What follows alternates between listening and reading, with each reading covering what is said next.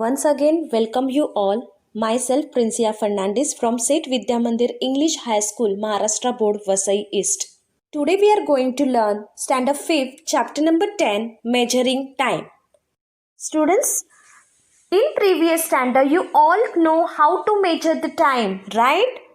Now, in your textbook, they have to given problem set 43. This problem set is actually omitted from the portion, but as a practice we have to solve in your rough book. Question number 1. Write the time shown in each clock in the box given below it.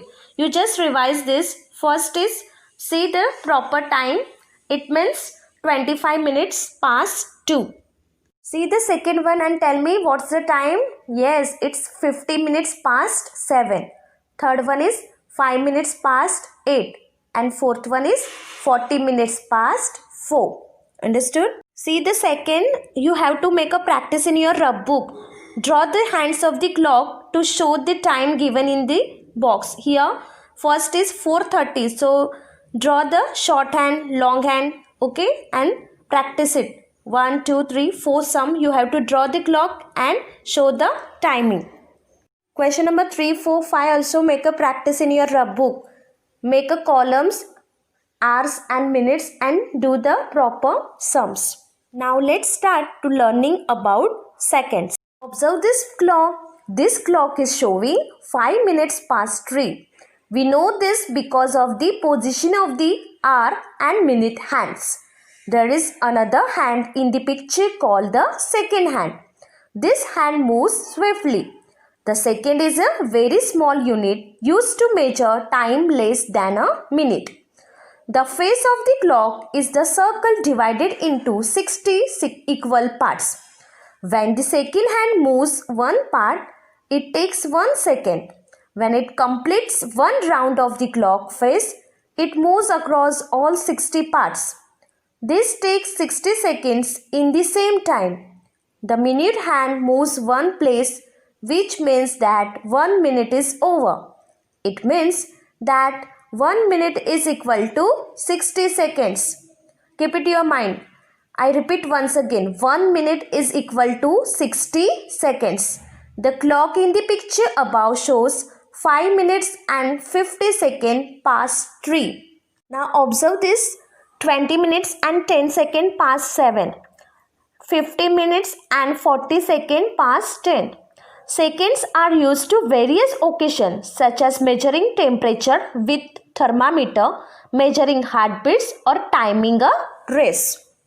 Now we are going to learn more about antimeridiem and postmeridiem. So let's start. It has been internationally agreed that as the clock strikes 12 midnight, one day ends and the next day begins. From the movement on the clock shows the time for the next day. When 1 hour passes after 12 midnight, it is 1 o'clock. After that, it is 2, 3, 4, 12 o'clock in the serial order. After 12 noon, again it is 1, 2, 3, 12 o'clock in serial order.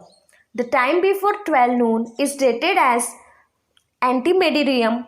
It means AM. And the time after 12 noon as stated as postmeridiem or PM. This method of measuring time is called 12 hours clock. 24-hour clock. The 24-hour clock is used to avoid the division of the day into antimeridiem and the postmeridiem. This method is used to timetable for trains, planes, buses and long distance boat journeys. In this method, instead of starting again from 1, 2, 3 after 12 noon, we continue with 13, 14, 15, 24. In a 24-hour digital watch, time is shown only in the form of number. It does not have hands. In such a clock, 20 minutes past 6 in the morning is shown as 6:20 and 20 minutes past 6 in the evening is shown as 18:20.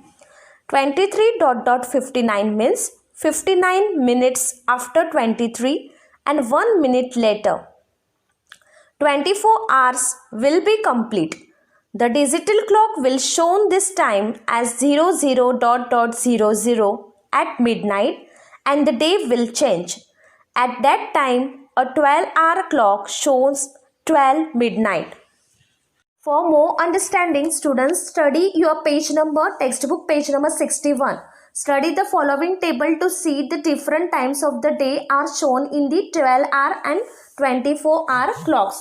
Here they mention two types of clock. One is 12-hour clock and second is 24-hour clock. So observe this full chart, refer the chart and practice it and read it properly, that you understood better.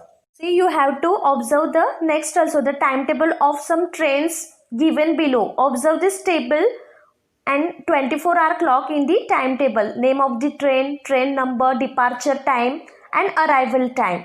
So observe this and try to understand.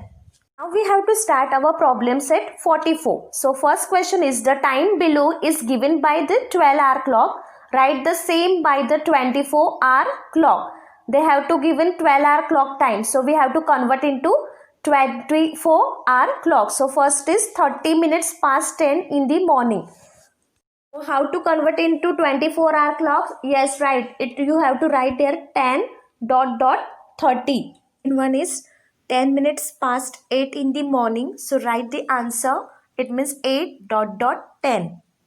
Write in the box. Now third one is 20 minutes past 1 in the afternoon. So write the answer. It means 13:20. Fourth one is 40 minutes past 5 in the evening. So after that again you have to make a same.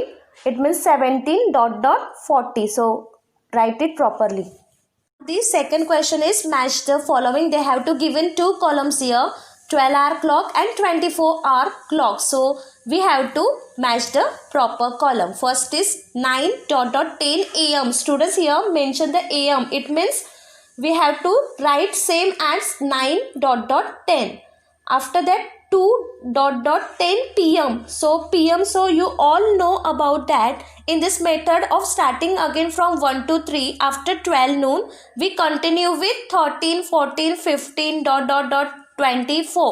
So it means again 12 after we have to count with 13, 14. So the answer is 14:10.